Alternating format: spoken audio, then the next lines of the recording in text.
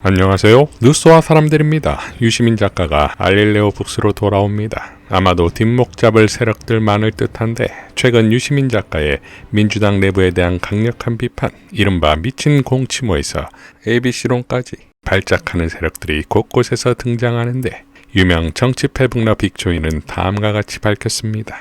유시민의 반기를 든 우리 진영이라 믿었던 인사들, 난 다 국힘 편이라고 본다. 에이 설마 그 정도까지는 아닐 거라고? 그건 그들이 증명하든지 말든지지. 이게 민주의 무슨 이익이? 유이재명이든 이동영이든 남천동이든 최진봉이든 입만 열면 떠드는 게 이재명 대통령 존경한다 하지. 그 존경하는 이재명 대통령 만들기에 이재명 위기 때 계엄 혼탁한 상황 때마다 온갖 방송 돌아다니면서 디펜스 해주고 진영을 결속시켜주고 지원해준 유시민 장관이 편가르지 말고 합당하는 게 좋다는 지극히 원론적인 한마디에 친문부활이냐면서 어이 유시민 씨하고 유시민이 신이냐 거의 상욕 같은 소리 하고 있으면서 이러고 이재명은 존경한다고? 라고 일갈했습니다. 유시민 작가는 사랑이 있으니 사라집디다 출판 기념회를 열었고 행사 말미에 이런 발언을 했지요. 언론에서 제가 굉장히 많이 깨지잖아요. 그게 당연해요. 왜냐하면 제가 그분들을 재래식 언론이라고 불렀기 때문에 저는 지난 한 20년 동안 단 한 차례도 언론에서 좋게 보도된 기사가 없었다고 생각합니다. 저에 대해서. 왜냐하면 좋게 써줄 이유가 한 개도 없잖아요. 그리고 무슨 저의 시대가 있었다는 보도도 본 적이 없어요. 근데 갑자기 제 시대가 끝났대요. 그래서 언제 내 시대가 있었던 거지? 난 왜 그걸 몰랐던 거지? 막 억울해하고 있는데 제가 이제 이런 일을 겪으면서 이렇게 저는 생각합니다. 제가 재래 언론이다 이렇게 말을 해서 그분들이 불편하세요. 그럼 저도 같이 불편해요. 저도 불편해진다는 걸 알아요. 근데 알지만 누군가가 기성 언론에 대해서 그런 식으로 야지를 놓는 그 불편한 말을 하는 사람이 있어야 그분들도 자기 자신에 대해서 생각을 해볼 거 아니냐는 거예요. 그리고 이제 이 정부에 대해서도 그래요. 정부에 대해서도 우리가 지지하는 대통령이고 우리가 함께 세운 정부예요. 말하자면 내란 극복 정치연합을 구성해서 정부를 세워놨고 대통령이 엄청나게 일을 잘하고 계시지만 완벽한 인간은 없잖아요. 이 대통령과 이 정부를 열렬히 지지하는 사람들에게는 좀 불편할 수도 있는 얘기를 누군가는 해야만 돼요. 적대적인 공격이 아니라 정말 잘 되기를 바라는, 성공하기를 바라는 마음을 담아서 때로는 그분들도 불편하게 느낄 수 있는 얘기를 누군가는 해줘야 돼요. 왜냐하면 야당이 너무 지리멸렬하기 때문에. 지금 야당이 없는 거나 마찬가지예요. 그래서 어쩔 수 없이 불편한 얘기를 현재 집권 세력을 지지하는 이 세력의 일부에서 누군가는 불편해야 할 수도 있는 얘기를 해야만 돼요. 해야만 할 때가 있어요. 저는 지금이 그 얘기를 해야 될 때다라고 제가 판단했기 때문에 저도 삶이 불편해질 것임을 알지만 그냥 했어요. 제가 막 깨지고 있다고 그러니까 누가 나를 깨고 있나를 제가 막 싹 봤어요. 싹 봤는데 이제 몇 가지만 말씀을 드리면 이렇게 이제 민주당 사이드에서 이렇게 발을 걸치고 비평을 하는 젊은 분들이 저보고 그렇게 말을 많이 하더라고요.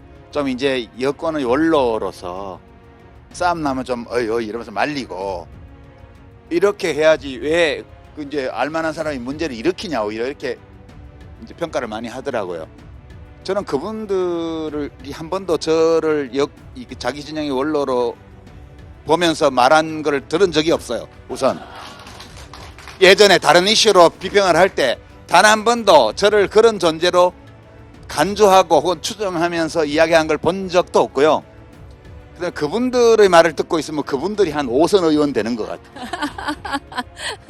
저는 좀 처리하는 망나니 같고 저는 그냥 이렇게 살래요. 제 목표가 죽을 때까지 철 안 든 상태로 그냥 살고 싶은 거예요. 그러니까 그대들이 그 역할을 다 하면 나는 안 해도 되잖아. 누군들 이렇게 철 안 든 모습으로 살고 싶겠냐고요. 그죠? 그리고 또 하나만 더 하면 이 기사거리 주는 건지도 모르겠는데 그냥 좀 잘 써줬으면 좋겠어요. 그러니까 원래는 우리가 같은 편이 아니었는데 어떻게 살다 보니까 탄핵 거치고 뭐 내란 극복하는 과정에서 같은 편처럼 된 분들이 있잖아요. 네. 그분들 환영합니다. 잘해주셨으면 좋겠어요. 근데 우리를 훈계하지는 말았으면 좋겠어요. 오. 이태경 토지자유연구소 부소장은 유시민이라는 고투와 혹은 축복, 윤석열을 수괴로 하는 검찰 쿠데타 당시 알릴레오를 통해 검찰 전체에 홀로 맞섰던 유시민을 기억한다. 2022년 대선 당시 거의 모든 매체와 수단 지식인들로부터 악마화 당하던 이재명 후보를 구명하기 위해 윤석열을 대리하던 원희룡에 맞서 방송 토론을 하던 유시민을 생각한다. 당시 유시민은 선거 캠프에서의 직책은커녕 민주당 당원도 아니었다. 윤석열과 김건희가 집권에 성공한 후 모두가 겁에 질려 숨을 죽일 때 침팬지 폴리틱스라는 책을 들고 나와 윤석열의 몰락은 인간의 DNA에 새겨진 본성의 결과이기 싶다며 생물학적으로 주권자들에게 용기를 준 유시민을 떠올린다.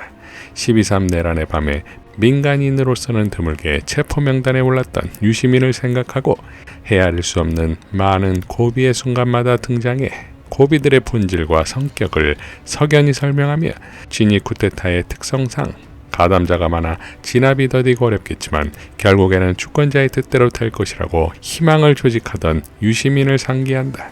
대선 당시에도 이재명 후보의 당선을 위해 동분서주하던 유시민을 그러다 김문수의 아내 설란영에 대해 한 발언으로 인해 어처구니 없는 모함과 관역을 잃은 비난에 상처를 입은 유시민을 기억한다. 검찰개혁이 자초될 위기에 처하고 그 위기는 곧 내란 극복 집권연합의 붕괴로 이어지는 방아쇠가 될 수 있다는 극도의 위기의식을 안고 검찰개혁의 총대를 자청해서 매던 유시민을 생각한다. 공수처법과 충수처법이 확정되던 운명의 며칠간 나라 걱정에 밤잠을 설치던 유시민을 떠올린다. 이재명 수호와 이재명 당선의 최대 공신이면서도 뉘이재명 현상을 사유화하려는 몰입애들에게 반명수계로 조리돌림 당하는 유시민의 상처를 헤아려 본다. 박정희 등의 독재자들에게 무참히 희생당했으나 충분한 애도를 받지 못하는 분들에 대한 부채의식을 지고 살았던 유시민을 생각하고 그 유시민이 사랑이 있으니 사라집디다의 재능 기부를 한 마음을 살펴본다.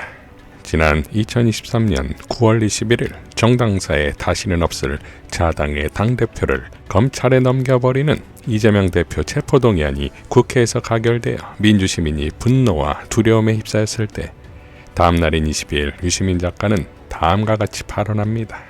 저는 혹시라도 만에 하나라도 영장이 발부되어서 구치소에 간다 하더라도 또 구속적부심 또 신청하고 또 보석 청구 또 하고 계속 법적으로도 계속 싸워야 되고요.